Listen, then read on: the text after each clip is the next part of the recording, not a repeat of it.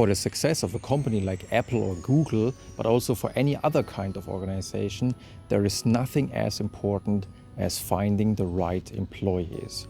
But of course, it's also important for the employees themselves that they find a job that really fits their abilities. Because if the job is too difficult or too boring, they might get frustrated. And on the other hand, it's also in their interest that the company finds the best co-workers for them, because there's nothing as frustrating if you are doing your job and if you're working on a project and your co-workers, they just practice social loafing and they don't contribute anything to the job. But if finding the right persons for an organization is that important, the big question is, how do you find them? Are there any instruments that we can use from psychology that guarantee to some degree that a person later on will do a great job? And the good news is that there is plenty of evidence. Take a look, for example, at the influential study by Schmidt and colleagues, in which thousands of studies have been combined in one big meta-analysis. And the end result is a ranking of methods which can be used to find out which applicants later on will do a great job. And the single best method for situations in which the applicant has no prior experience are intelligence tests. There is no other method that has such a high prognostic validity for work performance. Intelligence tests are much better than, for example, expensive assessment centers. They are better than the traditional employment interviews, which at least are in second place. But testing people's intelligence is also much better than just looking at their school grades or asking for their interests or letting them work for a period in a new job. So it's also better than work samples, but it's also much better than, for example, personality tests. Most personality factors have almost no prognostic validity for work performance. So, for example, extroversion, agreeableness, openness for new experiences. If you know that about a person, you know very little about how this person will actually perform on a job. The only personality factor that seems to be a little bit more important is conscientiousness, which of course makes a little bit sense because it determines, for example, if somebody will appear at work in time, or if there is a very important project, you are also able to rely on this person that he will give his best because his consciousness tells him to do so.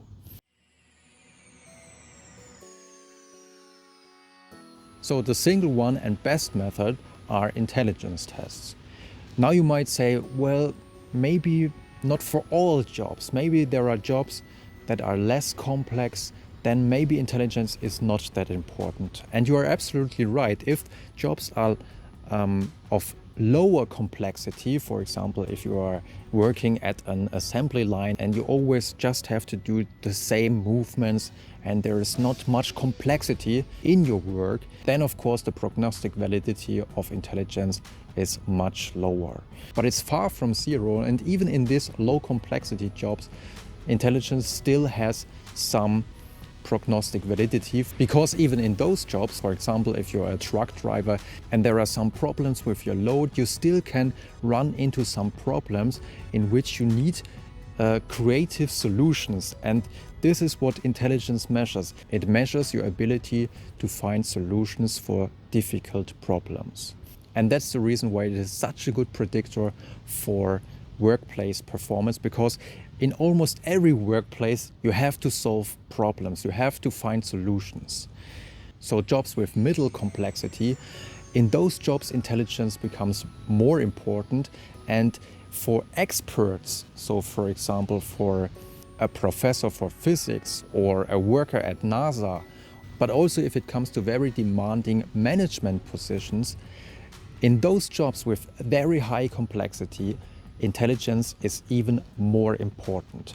In those jobs, intelligence has a gigantic prognostic validity. If somebody scores high in an intelligence test, he will probably also do a good job.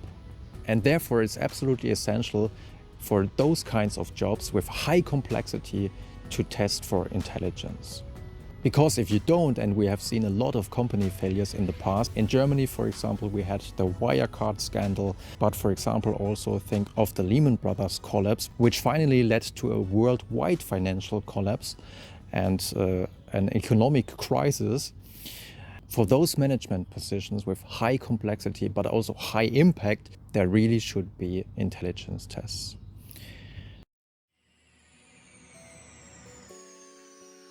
At this point, you might say, wait a minute, but how on earth do scientists know if somebody is a good worker, if somebody is performing well on his job? Actually, there are different ways to find this out. First of all, there are some jobs in which it is really easy to determine how much money somebody earns for a company. So for example, if somebody is selling cars, you just have to measure how many cars he sold and how much money the company earned by selling these cars. And then you can compare this employee with other employees which, for example, have much less sales or have much more sales.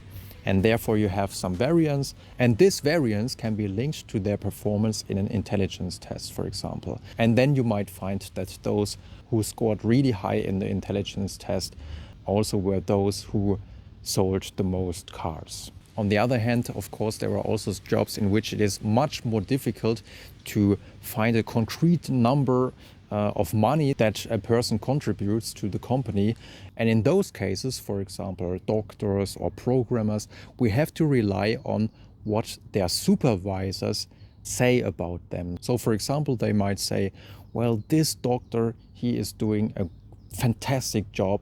I only hear positive feedback about his work. Or they might say, well, this programmer, if I give him the same job as other programmers, he really needs much longer, and often there are still some bugs in his work. So it's those estimations that tell us if somebody is doing a great job or not.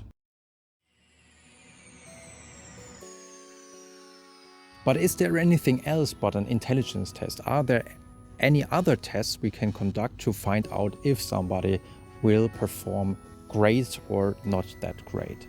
And in their meta-analysis, Schmidt and colleagues also took a look at this question. And they found out that when the first test that is conducted is an intelligence test, which makes sense because those have the highest prognostic validity, you can increase the validity if you also conduct, so as an add-on to the intelligence test, if you also conduct, for example, an integrity test. You could also conduct a structured interview or ask for their interests, but as a second test, in addition to an intelligence test, nothing is as effective as integrity tests. Because integrity tests predict if somebody will show counterproductive behavior at work. For example, if he drinks alcohol at work, if he takes drugs at work, if he steals at work, if he bullies other employees, or if he is absent because of alleged sickness, but actually he is not really sick, but he just wants to stay at home. So to check for those kinds of behaviors, it can be very helpful to conduct integrity tests. But how do these kinds of tests work? There are different ways to conduct an integrity test. One is very simple. It's just to ask participants, well, do you steal at work? Or did you ever steal something at work? Or do you stay at home even if you are not sick sometimes? Or did you ever drink alcohol at work? And even though you might think, well, nobody who has ever stolen something at work will admit to it, but actually this is really crazy. Most people really do. And the reason is they believe their behavior is not that bad. They believe that most others sometimes steal something from work or they drink alcohol at work. Where's the problem? And then, of course, it's really easy to say, well, maybe you are not the right person for our company or organization.